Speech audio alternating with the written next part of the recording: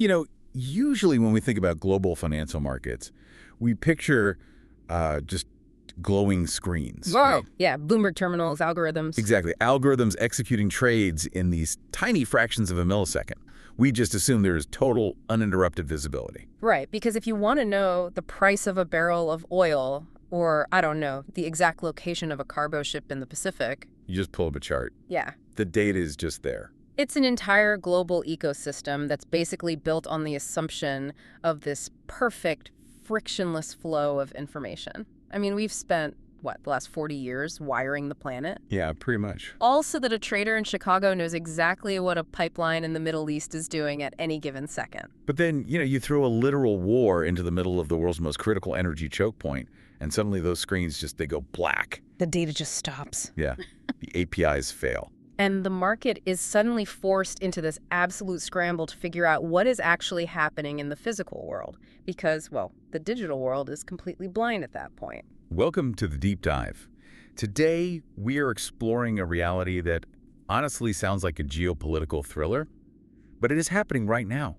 We're looking at how this fog of war is forcing global financial markets to completely reinvent how they gather information. We are talking about everyday commodity traders basically having to turn into private intelligence agencies. Overnight. Literally overnight, just to do their jobs. It is a massive, unprecedented shift in how global trade operates. And the ripple effects are, they're staggering. To really understand the mechanics of this, we are pulling from a really fascinating dispatch today. It's from the Patreon page of KULT, and the piece is titled, "Commodity Traders Build Spy Networks Amid Information Blackout from Iran War." A very fitting title. Very. And what makes this specific source so vital is that it pulls together on-the-ground reporting and market analysis from some serious heavy hitters. Yeah, you've got the Wall Street Journal, Business Insider, Financial Times, ABC News, The Economist.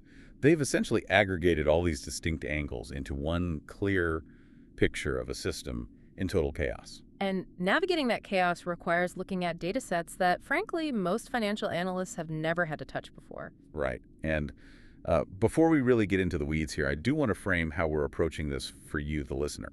The context of our source material today is the ongoing U.S.-Israeli-Iran war. Which is obviously a highly complex situation. Exactly. So our goal with this deep dive isn't to take any political stance. We are not here to endorse the viewpoints, the strategies, or the actions of any party involved in this conflict. We are strictly putting on our analyst hats here. Right. We just want to unpack the facts, the economic ripple effects, and the market mechanics exactly as they are laid out in the original source material.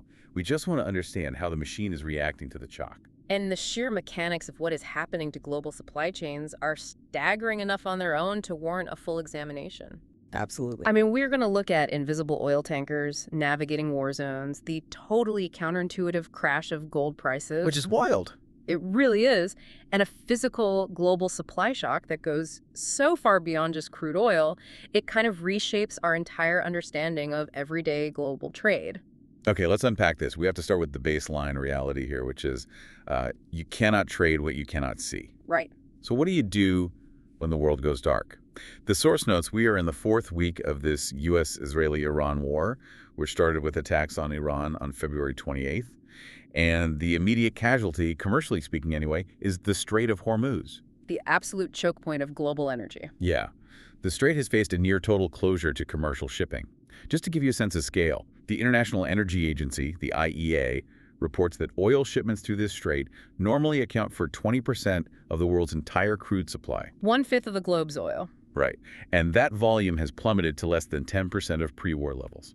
It's a staggering drop in a very compressed time frame, creating just a massive void in the market. And it's happening because the risk is entirely existential. Iran's Islamic Revolutionary Guard Corps, the IRGC, has explicitly warned vessels that they, quote, could be at risk from uncontrolled missiles or drones. And this isn't just rhetoric. No. At least 20 ships have already been attacked in or near the strait. So you have the Wall Street Journal describing the resulting information gap for traders as a complete nightmare. They are frantically hiring security consultants who have on-the-ground contacts in the Gulf. Because they have no other choice. Right. It's like trying to day trade while blindfolded in the middle of a hurricane. Yeah. If traditional digital market data is completely dead, how exactly are these traders getting reliable eyes on the ground without physically being there in the crossfire? What's fascinating here is how modern financial markets instantly adapt to trauma. How do you mean? Well, we think of markets as these ultra-modern digital constructs. But when the digital infrastructure fails, when the transponders go dark and the satellite feeds are disrupted, the market reverts back to one of the oldest professions in the world: human espionage, Wow. human intelligence, or humanity. So, literal boots on the ground. Exactly. You mentioned traders hiring security consultants. These aren't just, guys in suits sitting in a boardroom in London or New York writing risk reports. Right. These are networks of local informants. We are talking about port workers, logistics coordinators, regional fixers people who can literally look out a window or drive down to a dock. They just call up Wall Street. Well, they use encrypted messaging apps or burner phones to securely relay a message confirming things like, yes, that terminal is currently on fire, or no, that specific supertanker never actually left the port. It is wild to think about a hedge fund manager who usually relies on, quantum algorithms suddenly refreshing a chat app waiting for a guy with binoculars to text him back. Right. But when you have hundreds of millions of dollars tied up in a single crude cargo, and your Bloomberg terminal goes blank, A text message becomes gold. a text message from a verified source standing physically on a dock in the Gulf becomes the most valuable piece of financial data in the world. I mean, human intelligence definitely has its limits, though. Oh, absolutely. The Persian Gulf is massive. A guy on a dock can only see what is directly in front of his face. To truly grasp the flow of commodities in a war zone of that scale, you need a much broader view. And according to the source, that has led to an unprecedented reliance on alternative satellite data. Yeah, the sheer scale of the disruption requires eyes in the sky. Now, here's where it gets really interesting. These massive ships, these oil tankers, are actively trying not to be seen. Yeah. The source says they're deliberately going invisible by disabling their tracking transponders. You have a blackout of normal maritime data, and the market responds by basically buying space lasers. Business Insider reported heavily on this. They highlighted an alternative data firm called New Data, which actually put together a specific report for hedge funds on how to penetrate this exact information blackout. So they're selling the solution to the blackout. Exactly. They are directing these funds toward high-resolution satellite imagery from aerospace companies like Vantor, Planet, and ICPI. They also mentioned tanker tracking from firms like Linerlytica and Vessels Value. The report notes that 33 different hedge funds are already using data from Vessels Value to track these ships. 33 private financial funds running operations that sound like naval intelligence. Which tells you how mainstream this kind of private surveillance has become. You have maritime intelligence firms like Windward using advanced remote sensing to detect these invisible vessels. Right. They're combing through orbital data to confirm that transit is still happening, but under highly restricted and partially visible conditions. Okay, but here's the craziest part to me. ABC News discovered that oil tankers linked to Iran aren't just turning off their trackers to hide. No, they're going a step further. They are using something called AIS spoofing. They are transmitting completely false location data to hide where their cargo is actually moving. Yeah. It's like a high-stakes, multi-billion-dollar game of global hide-and-seek using fake GPS coordinates. Yeah. But wait, if these ships are actively faking their locations, aren't these hedge funds just paying millions of dollars to be lied to in higher resolution? This raises an important question about the nature of modern data verification. It has evolved into this massive cat-and-mouse game. You see, AIS, the automatic identification system, is essentially just a radio broadcast. Huh? It tells surrounding ships and receivers, I am here, my name is this, and I am this big. Spoofing that broadcast is actually relatively easy if you have a software-defined radio. Really? Yeah. You can beam a signal up to a receiver, making it look like your tanker is off the coast of Africa when you are actually loading crude in the Persian Gulf. Wow. But you can fake a radio wave, you can't fake a physical object in a high-resolution photograph from space. Precisely. What these intelligence firms are doing for the hedge funds is called cross-referencing. They look at the AIS data, the broadcasted, potentially fake location, and then they task a commercial satellite to take a literal picture of that exact spot of ocean. Well, that's smart. If the AIS beacon says there is a 300-meter-long supertanker sitting there, but the satellite image shows nothing but empty water, you know you've found a ghost. You get the lie in real time. Yes. Conversely, if you use synthetic aperture radar or remote sensing over a restricted patch of the strait and spot the undeniable physical profile of a supertanker, but there is no AIS signal broadcasting from that location. And you found a dark vessel. Exactly. It requires immense critical thinking and the layering of massive data sets to pierce through the fog of war. They aren't just blindly trusting the data they buy, they are forcing different data sets to argue with each other to find the truth. They're running fully operational counterintelligence desks right next to the trading floors. It's unbelievable. It's a totally new era. So, tracking the physical ships is incredibly chaotic. But the source material points out that the financial reaction to this war is equally bewildering. Oh, yeah. The physical blackout is triggering a financial anomaly, specifically with safe haven assets. Let's talk about the golden paradox. The reaction of gold has caught a lot of veteran analysts completely off guard. Because for as long as anyone who follows markets can remember, the rule is simple, right? The world gets scary, gold goes up. Right. It is the quintessential war hedge. You buy it when things look unstable. But right now, in the middle of a massive conflict in the Middle East, it has perplexingly fallen sharply instead of rising. According to the source, gold declined for 7 consecutive sessions, losing more than 5% of its value. And this is happening even as the Federal Reserve and 4 other major central banks kept interest rates steady despite soaring energy costs. Which makes no sense. Yeah. Traditionally, high geopolitical tension combined with steady interest rates and soaring energy costs would be the exact environment where gold thrives and hits record highs. It should be a perfect storm for gold. So why is it tanking? There's a quote here from a Financial Times analyst that really isolates the reality of the situation. They said, "In times of war, it's about cash. Dollars and weapons are what matter, not gold." That's a powerful statement. It really is.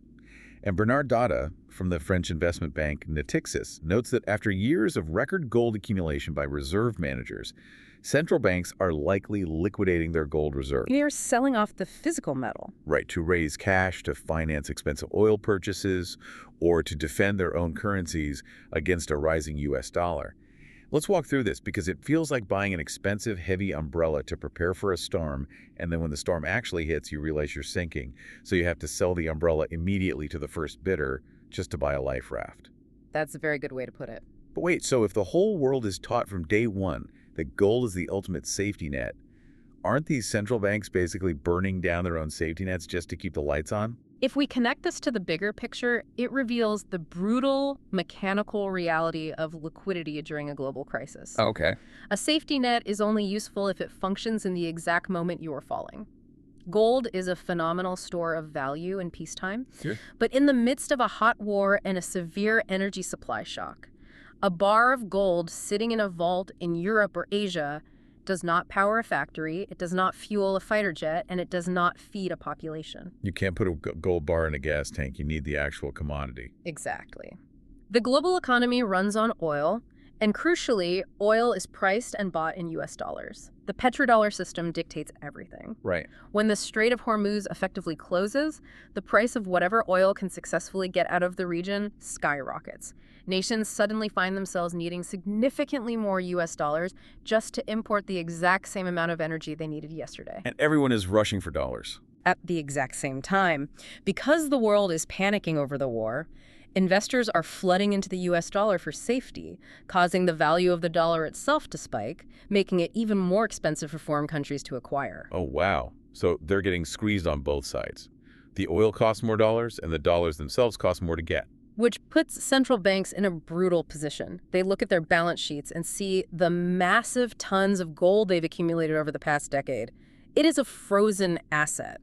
Right. To survive the immediate crisis, to get the liquid US dollars required to outbid other desperate nations for scarce energy shipments, they have to call up bullion banks and liquidate the gold. They dump it on the market. So it's not that gold is suddenly worthless. No, it's not that gold has fundamentally lost its value as an asset. It's that cash has achieved ultimate supremacy because cash is liquid. Cash is immediate survival. It is such a stark reminder that, governments can print money and central banks can manipulate currencies, but no one can print a physical commodity out of thin air. The physical reality always wins in the end. Which leads us to what might be the most terrifying part of this entire dispatch. The unpriceable supply shock. Yeah, this is where it gets really concerning. We've been talking heavily about oil and tankers, But the disruption of Gulf flows is a genuine supply shock that extends so far beyond just crude oil. The broader commodity basket, the raw materials of modern civilization, is where the structural damage is really happening. Let's break down the numbers according to The Economist. This specific region doesn't just export oil. It accounts for 22% of the global urea trade. And urea is the foundational nitrogen fertilizer. Without it, global agricultural yields collapse. That is quite literally the global food supply. Exactly. Then you have 24% of the world's aluminum exports coming from the Gulf. Right. Everything from the aerospace industry building planes to the automotive industry, down to the cans holding beverages on grocery store shelves, relies on that aluminum. And perhaps most staggering, 45% of all global sulfur exports originate here, almost half the world's supply. Sulfur is used to create sulfuric acid, which is arguably the most important industrial chemical on Earth. Really? Oh, yeah. It is used in manufacturing almost every physical good you can imagine, from batteries to paper to cleaning agents. If you cut off half the world's sulfur, you are hamstringing the global industrial base. And then there's a physical destruction layered on top of the shipping delays. Yeah. This week, Iranian attacks hit liquefied natural gas (LNG) facilities in Qatar's Ras Laffan industrial city. A huge facility. Massive. Yeah. That attack alone cut Qatar's export capacity by 17%. And crucially, the source notes that the repairs to that specific facility are expected to take 3 to 5 years. 3 to 5 years. So what does this all mean? Look, a blocked trade route like a naval blockade in the Strait is essentially a massive traffic jam. It is wildly annoying, it is incredibly expensive, but eventually someone moves the cars and the traffic clears. Right. But a bombed LNG facility, that is like the bridge being entirely blown up. You have to redraw the whole map. Operators are out there trying to assess risks that change hourly, but with highly limited reliable information. Because the infrastructure itself is gone. Right. Traders can track spoofed ships with space lasers all day long, but they can't trade a commodity that literally doesn't exist anymore. At what point does all this spy tech become useless because there's simply nothing left to ship? That highlights the terrifying difference for markets between a temporary logistical hurdle and a multi-year structural evaporation of global supplies. Yeah. You made the perfect distinction between a blockade and a destroyed facility. Markets are incredibly good at pricing in delays. If a tanker has to sail all the way around the Horn of Africa instead of taking a shortcut through the Strait, the market algorithms can instantly calculate the extra fuel required, the extra 2 weeks of transit time, the higher insurance premium, and adjust the price of the cargo accordingly. It is just a math problem. The spreadsheets can handle a longer route. Exactly. But when you physically destroy the infrastructure that produces the commodity, like taking 17% of Qatari LNG offline for up to 5 years, the market cannot simply price its way out of the problem. Because there's nothing to price. Right. If the product is not being created in the first place, the intelligence networks we discussed earlier stop being tools to find hidden trade routes and start becoming tools to confirm the grim reality that the supply just isn't there to be found. Wow. So the spy tech doesn't become useless, it just becomes the bearer of bad news. It tells the hedge funds that the global pie has permanently shrunk. And when the pie shrinks, it triggers a much more vicious kind of competition for whatever supply is left functioning elsewhere in the world. Man, that is a grim reality to face. But it is so necessary to understand how these systems actually function under extreme stress. Let's just quickly recap the journey we've been on in this deep dive. It's been a lot of ground to cover. It really has.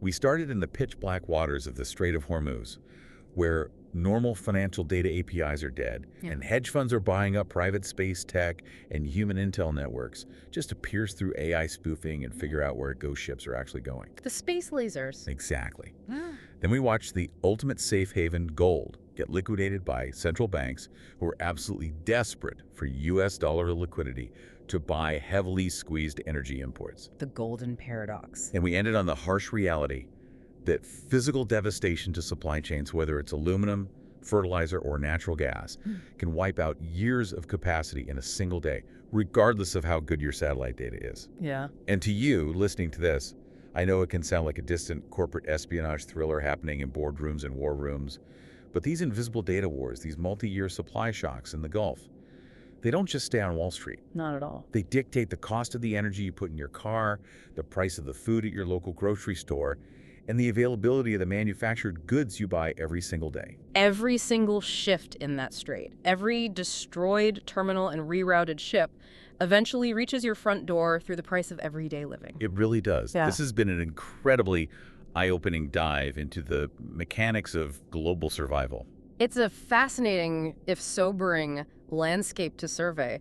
And I think there's a lingering concept here that we should all take a moment to mull over. What's that? Well, if private hedge funds and commodity traders are now forced to build their own satellite and human intelligence networks that rival national spy agencies just to track and trade sulfur and oil, what happens to the balance of global power when private financial entities know more about a war zone than the public, or perhaps even some governments do? Wow, that is quite a thought to leave on.